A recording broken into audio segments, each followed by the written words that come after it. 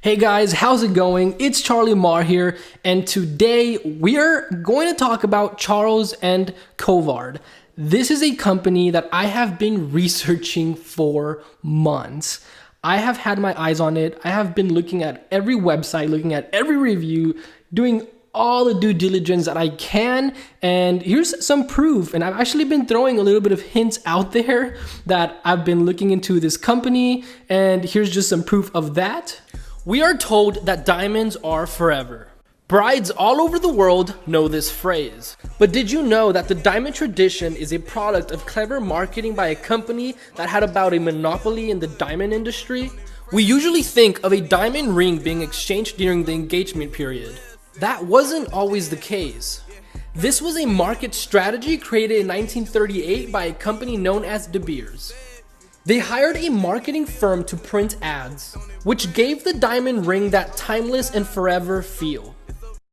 So yeah, those were some TikTok videos and a picture because I ordered a book. It's called Brilliance and Fire. I really wanted to understand the history of diamonds, how it became a thing, and yeah, so I've been researching it for a long time, and it is time to put it out there and to show people and to tell people I really believe it's a great stock.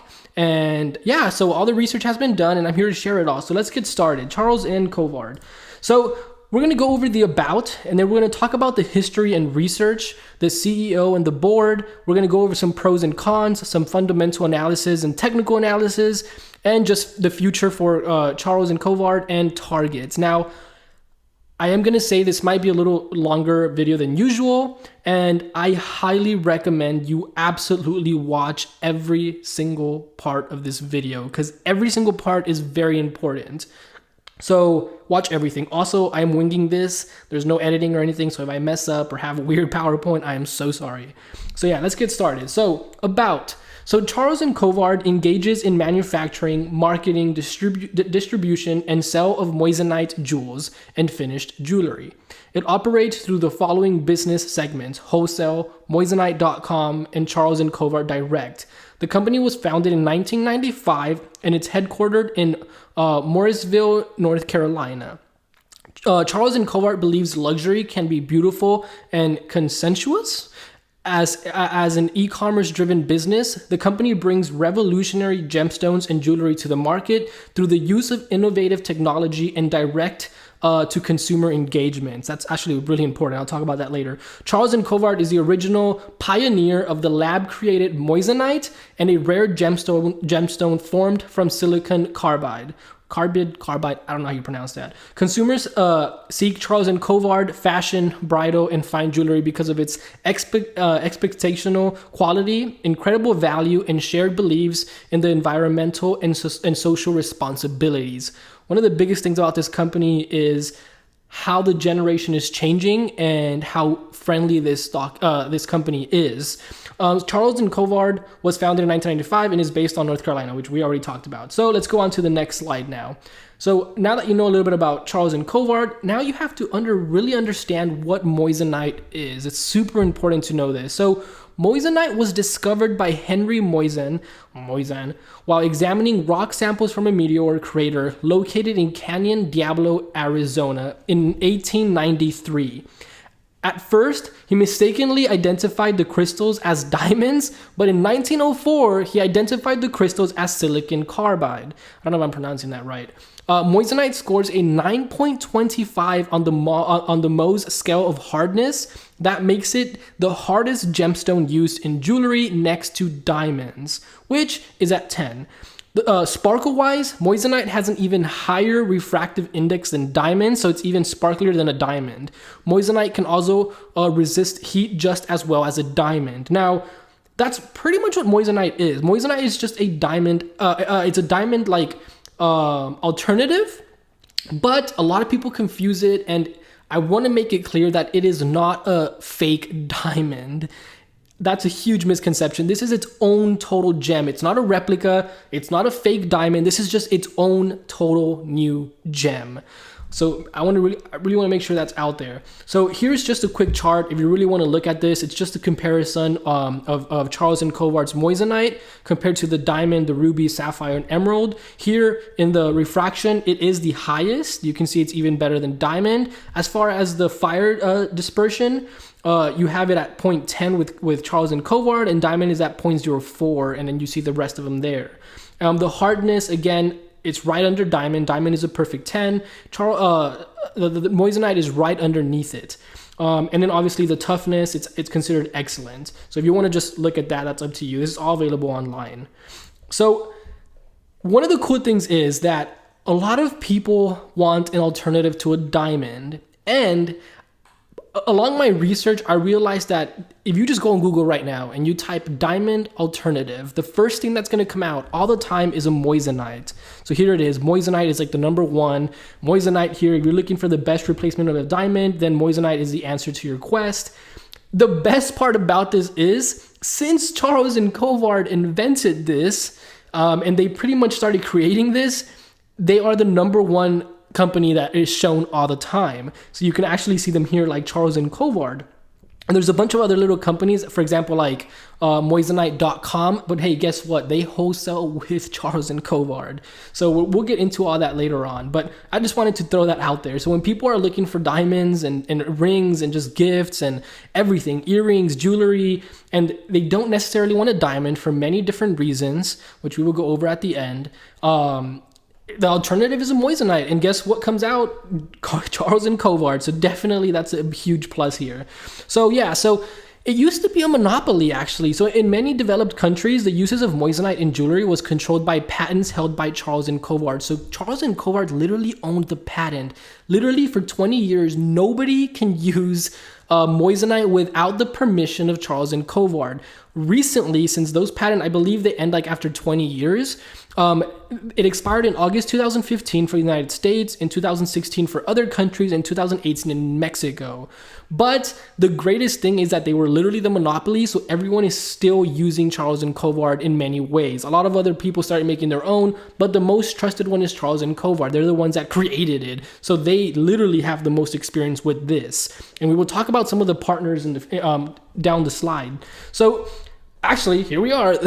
So Helzberg is actually, I'm pretty sure you guys all know what Helzberg is, and they actually use Charles and Colvard. So you can go to their website and you can just type in Moissanite, and you can see here, shop Charles and Colvard Moissanite at Helzberg Diamonds to find gemstones. I believe that in over 200 stores, you can actually find Charles and Colvard in there, and these are all recent merges. And a fun fact about Helzberg is it is owned by Warren Buffett. He bought out Helzberg. So if you really want to look more into it, he was actually pretty much how we're into it now, into the jewelry field, and we're looking at diamonds, and we really want to get a sector. Warren Buffett had his phase as well, and he decided to buy Helzberg here, and that is really cool. It was a really cool acquisition, and it's made him a lot of money. So that's just a cool thing to throw out there. For some reason, Warren Buffett comes out more than like 3 times with this company for it's just like so many connections with him for so many reasons. So this is one of them. So another thing is you can find this in Amazon, which I found it kind of cool because a lot of people do use Amazon. Amazon destroyed so many companies and they don't use Amazon. So I just find it super cool that you can find these rings and a lot of Charles and Colvard stuff in Amazon. And if you type in Moissanite, you're going to come across Charles and Colvard, and all the reviews and everything are really nice, and the prices are really great. So like I said, I've done so much research. I go so deep into it. I went into these competitors. I wanted to see who was wholesaling it, who were their distributors. I went and started to looking at reviews. You can see a bunch of reviews here. Like we can't tell which, so they compare them a lot to diamonds, and then this was a YouTube video, and we can't tell which one is which. I prefer Moissanite. It has no blood in it. This is super important. I'll go back into this right now. Oh my God, the Sparkle Moissanite. You can see a bunch of reviews here from Amazon. You can see a bunch of reviews from Facebook. If you want to just pause and read those, I'm not going to take time to read these. There's a lot of reviews. But what I wanted to talk about here is the generation. So this is something that's very important.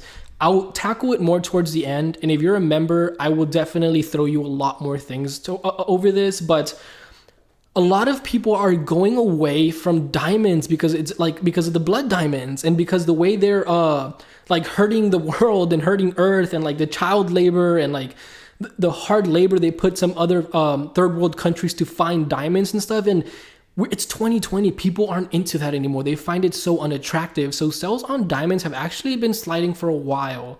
And because people still love diamonds, the alternative is a moissanite. So I'm under the impression that I really believe that in the next 5 to 10 years, as generations become more world friendly and they really go away from all these bad companies and fast fashion and like child labor and all that crazy stuff, the alternative is going to be something like a moissanite, and it's created in a lab, and it's not just like a lab created diamond where it's still very difficult to do, and the prices are a lot better. So you're gonna have to do all your research over that. But here's some more reviews. These are actually on Charles and Colvard's website. People have been very happy. I've read hundreds of these reviews. I went through Amazon, I went through YouTube and watched so many random moissanite videos, and all the comments were actually about Charles and Colvard, which I thought was cool. I saw a bunch of pictures. I saw about a bunch of comparisons. There's videos of people comparing them in the streets, and like they choose Charles and Colvard by accident, thinking it's a real diamond. Here's some new news. So now let's talk a little bit about the board and about the CEO. So Research Triangle Park, North Carolina, on May 29th, this is literally recent news, it just happened. Charles and Colvard, the original and leading worldwide source of created moissanite, announced today that its board of directors appointed Don O'Connell to the position of president and chief CEO, effective June 1st. So literally just 4 days ago, I don't know what day it is today, he just became the CEO. He will also join the company's board of directors.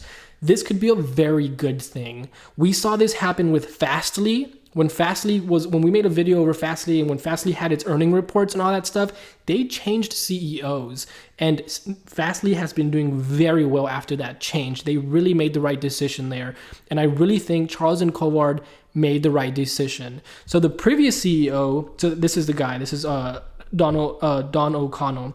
The previous CEO was this lady here. Her name is Susan. I cannot pronounce her last name. Miglucci.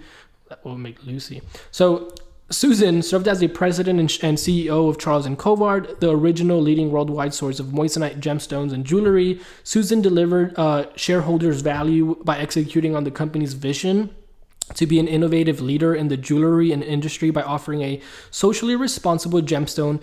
Do you see how they keep adding that? Socially responsible and eco-friendly. They keep using so many words like this that will last forever at a revolutionary value. So not only is it earth-friendly and all that kind of stuff, like it has a great value compared to diamonds.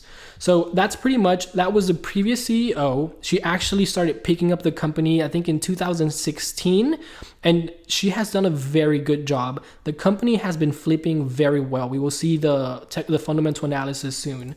So here's a little bit about Don O'Connell. So Don O'Connell served most recently at Charles & Colvard COO and senior vice president in 2016. So he joined with the previous CEO. He has delivered positive and sustainable results for over 25 years with several organizations in the jewelry industry.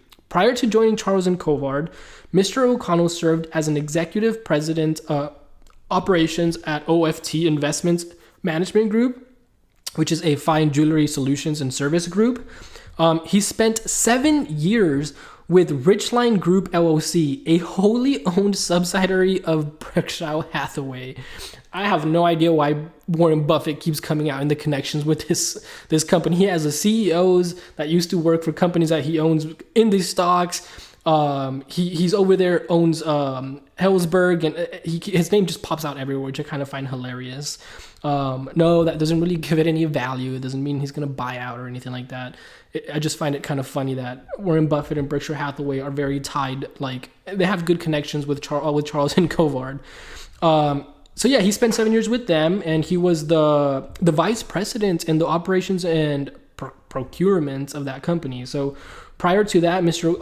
O'Connell was the vice president in operations at Arafin's Gems Group division in Tarmac, FL, in La Plaza, Bolivia. So yeah, he is he is an all-star. He has been in the industry for a very long time. Actually, a fun fact: he designed some of the jewelry in Charles and Colvard, and it was the best-selling jewelry from Charles and Colvard. So it's really cool that he's going to become the CEO now, especially with his background, especially coming from a company that literally Warren Buffett bought out. And I find that important because Warren Buffett, when he buys out companies or when he owns like firms and all that kind of stuff, the management has to be amazing. So that approves it for me. I believe Don O'Connell, like if Warren Buffett owned a company that had him as a president, like I think that's pretty cool. Vice president. So again, Warren Buffett tied to this, kind of funny. So let's look at the balance sheet now. Moving across pretty quickly. So here are its total revenue since 2014. You can see how its total revenues have been increasing little by little. They had some issues. They had dropped a lot, but they weren't as innovative, and ever since that lady came in and a bunch of others, they really started to make a difference, and you can see that in their balance sheet. This is from my website. I'm sorry these numbers are all like squished here, but you can see them improving since 2014. It's just a positive move up. Here's their net income. The company was not profitable. They finally became profitable in 2019. It had a huge spike, which we will talk about, and then all the coronavirus stuff started happening. And here's also their EPS. You can see that moving up, and my website didn't show 18 and 19 and 19 and 20 or 19, but I went ahead and grabbed the Finviz version, and you can see that here. So you can really see the flip on their balance sheet. They started off very negative from 2014. They got closer and closer. They finally became profitable in 2019, and I believe they're going to continue rising, especially because of the connections from Don, and he has very good connections with brick and mortar stores. Here's their market cap. It was rising very good, and then eventually it just dropped. That's a lot of this has to do with what's it called? The COVID-19. Their total assets had a huge boom in 2019. Their total liabilities, they've been lowering that very well. They're managing their balance sheet like amazing. I'm actually very proud.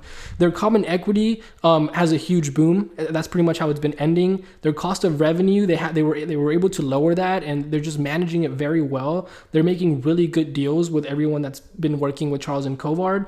And here's their net inventory. So they've been stacking up. And if a company's been doing this, it's because they believe their sales are going to keep going up, and they have to keep up with demand. So the demand it's going, and part of the demand is because they have focused a lot on e-commerce. E-commerce used to be like 30% of their sales. Last year was 51%. Now it's like 67% or 60%. So they're really focusing on that whole like Facebook marketing and just putting it out there with ads. And I love that this company is doing that, because a company with this much history that created Moissanite, that Moissanite is literally how this company was created, and it's the alternative to diamonds, that's what people are going to be searching. So I love that. You're going to have to do your own research over that. Here's some other little data that just proves that this company is very undervalued. So if a company's EV stands for enterprise value, is less than its market cap, it means that the company has more cash than debt, and it may be undervalued. Inverse is true. So if the company has a higher EV than that, it just means they have a lot of debt. Long story short, what the enterprise value is, EV, is it adds the company's market cap plus its debt. So that's how much it would cost for you to buy out the whole company. So if this was at 25 million, that means that their market cap is 20 million with 5 million in debt. In this case, their EV is 8.10. It's actually lower because they have a lot of cash in hand. And I think they're ready to unload it all. They're going to start marketing and doing a lot of stuff with that cash.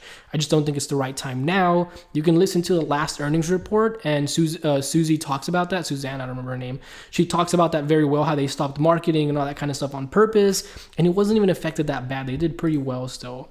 Here's a little bit of their balance sheet. If you really want to take the time to read it, you can pause this video. You can find this on any website out there. My website, this is from Seeking Alpha. We already visually saw all this, but I still think it's cool to just look into this. Here's their gross profits. They went from 7.6 to 7.2 to 9 to 12, 11, 15. You can actually see them running up. Here's their 12 months trailing. So you can see that it's at 15.2. Here's their operating income. They went from like -9 to -4 to -3 to 0 to -7 to positive. So yeah, they're on the upscale, but we already saw this visually. Let's look at some technical analysis now. So let's move into that fun part.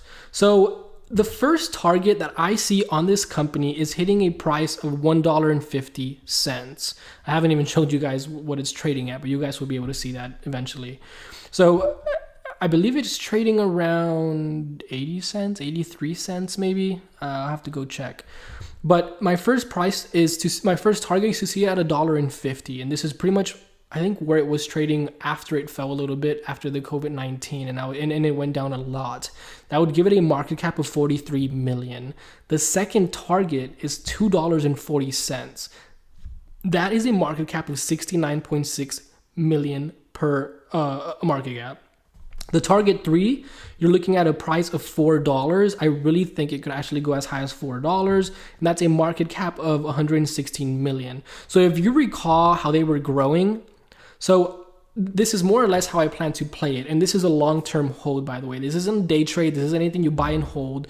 The people who buy and sell right away are literally going to be in regret. Kind of the way Fastly played out, kind of the way Ollie played out, and Remax. Man, there is so many stocks out there that people just bought and sold right away for quick gains, and they regretted it for selling too soon. So don't be one of those guys. This company is growing, as we saw.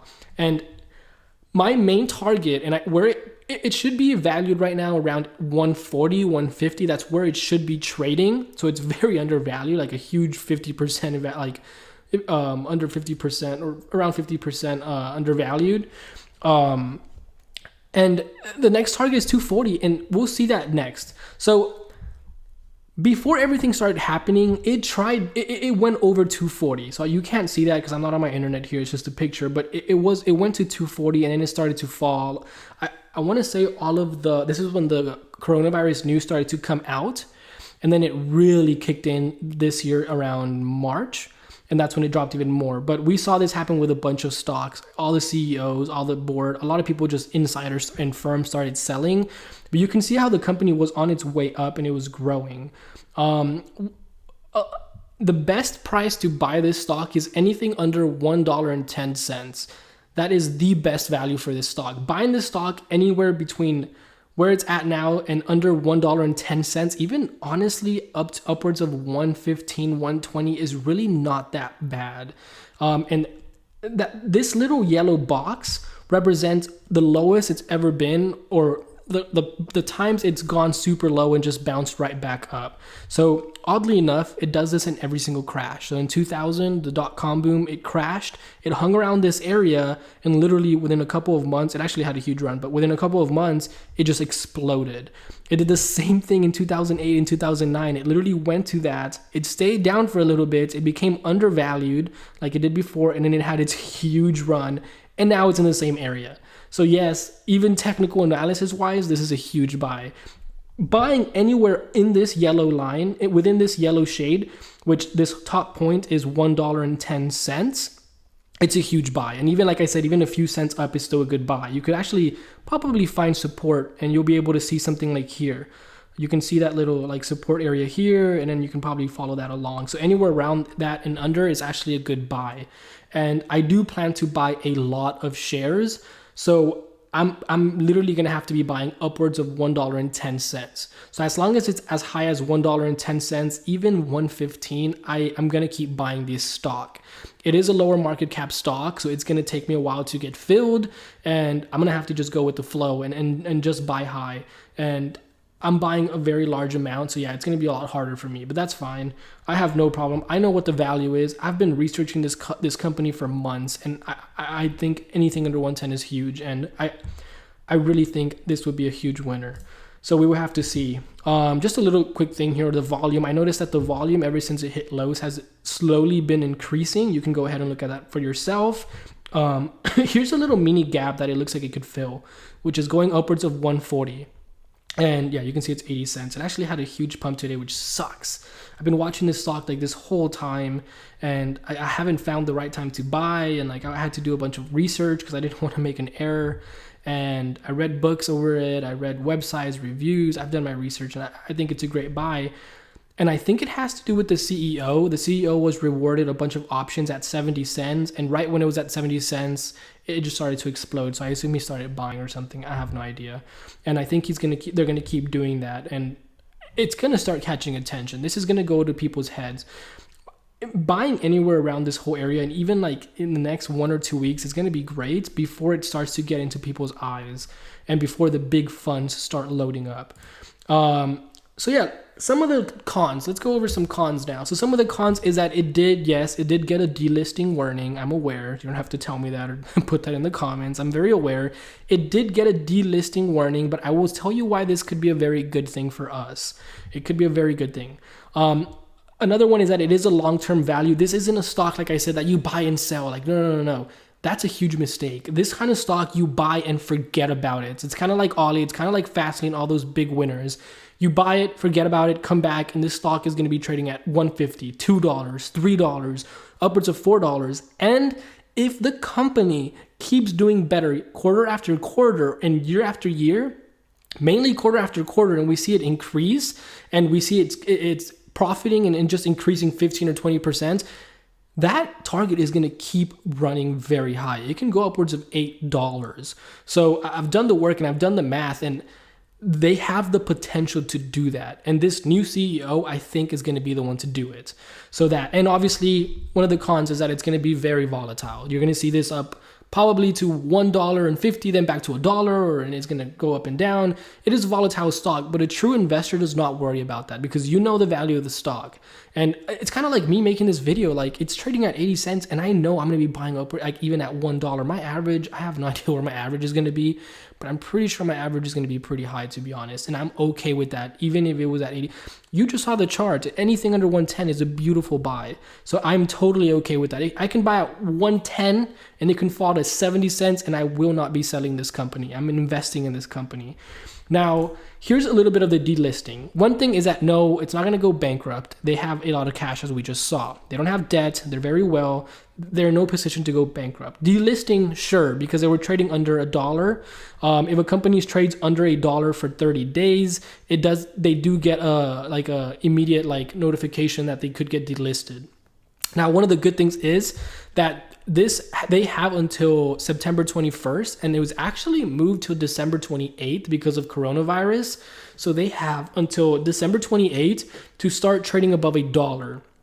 That's pretty much that. And here is the good news. There's two good things about this, which is why it's super important to watch the whole video. Number one, the company intends to actively monitor the bid price of its common stock and will consider available options to regain compliance with the listing. One of the things that I noticed is that they have a lot of cash, so I would not put it past them that they start buying up their own share to just comply with to stay listed. So that is one thing that could happen, and I actually saw a huge volume today, so they could have probably started doing that. So keep that in mind. That's one really good thing. The other thing is that if for 10 days this manages to stay over $1, there's going to be news everywhere that it has been removed from delisted, and a lot of people are going to start coming. I'm actually very excited for that. I really want to see this above $1, and I think it can see that it's on its way from what I see. And if it were to stay above that for 10 days, there would be news everywhere that it's no longer going to be delisted, and there would be so many investors jumping in on this because that's just great news. And on top of that, yeah, the company intends to do that. Unlike Tuesday morning where they literally said we have no intentions and we will be delisted. And you can go to Market Screener and search Charles and Colvard. You can find all this on Google. Every single screenshot that you're seeing here, I will post all the links below so you can do your own research. You have all weekend. You have the rest of the night, whenever you watch this video. You have all tomorrow and all the day after that, whenever I post this video, and decide if it's something you want to do. So let's go ahead and move forward. So some of the pros is obviously the new CEO. Kind of like the example of Fastly. I think it's the right decision, and I think it's going to really help the company, and they're really going to start doing well. And it's someone who's experienced and who has been in the field for a long time. He didn't come from somewhere else random. They are the ones that are the top of their field. Again, even if big companies like Hillsberg and all these other brands out there, when they use Moissanite, there's a huge chance they have Charles and Colvard, and if not, they're wholesaling them. So yeah, keep an eye on Charles and Colvard over that. obviously one of the pros is that it is very undervalued. You can go look for the intrinsic value. You can do many things. The intrinsic value ranges from $1 to $1.50, and I think the $1 is just too low. That's just based on what it did right now because of coronavirus, and that's not going to stay with them like that. They're not going bankrupt. They're not losing money. They're not doing anything like that. They're a growing company that's doing very well. And one of the other pros is the new generation. So I have a theory, and I really believe that people are not caring as much as diamonds as they used to. And I did a little you guys probably saw it on my Instagram. I did a little survey. Whoever follows me on Instagram or social medias, and I asked people if they care about brands, and if they care about. I even asked about diamonds and stuff like that, or if the girls would care. And oddly enough, the majority of them said that they really don't care if it's a diamond or not, and a lot of them rather save money. So I like that. And then apart from that, it's just the whole generation trying to do the good thing, trying to stay away from these blood diamonds, and trying to stay away from mining earth and like hurting earth, and going towards all these like eco-friendly and socially friendly companies that show that and care about their customers and the environment. That's a huge plus for Charles and Colvard. And the weddings and all that kind of stuff isn't going to go away anywhere, and which is why you should really read the book Brilliance and Fire. Other than that, it's just the future next big thing. Like, I have a theory that it could be the next big thing, which is why I actually plan to add a large position into this. I want to bet that for starters, let me see if I have it here. Yeah, so for starters, the global jewelry market size from 2018 to 2025 is expected to pretty much more than double. So from the approximate market cap is 278. This was in 2019. The forecast is expected to reach 480.5 billion by 2025. That's only in 5 years. So if that is growing dramatically year after year and going to double, I can't imagine what kind of market Charles and Carl will be getting in the jewelry market. Now, you might be thinking, that's just the jewelry market. What about the wedding rings, which is one of the biggest things that they sell? That is also going to be growing. So it's like at a 66 billion, and they're expected for it to go to 107 billion by 2027. So yeah, it is growing. And again, like I said, one of the theories is just me really thinking people are trying to use cheaper alternatives. They're looking for diamond alternatives, something friendly. And I think it could become a hype.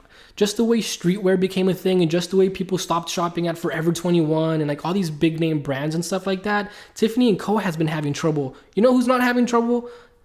Charles and Colvard. They're actually improving. So yeah, and I think it's a great one. So do your own research and look into all that. That's pretty much the end of this video. I don't know how long it is, and I'm sorry it was not rehearsed. It was all winged, but I wanted to get it out there because I think it is the lowest Charles and Colvard will ever be is right now. And we will probably never see it this low again.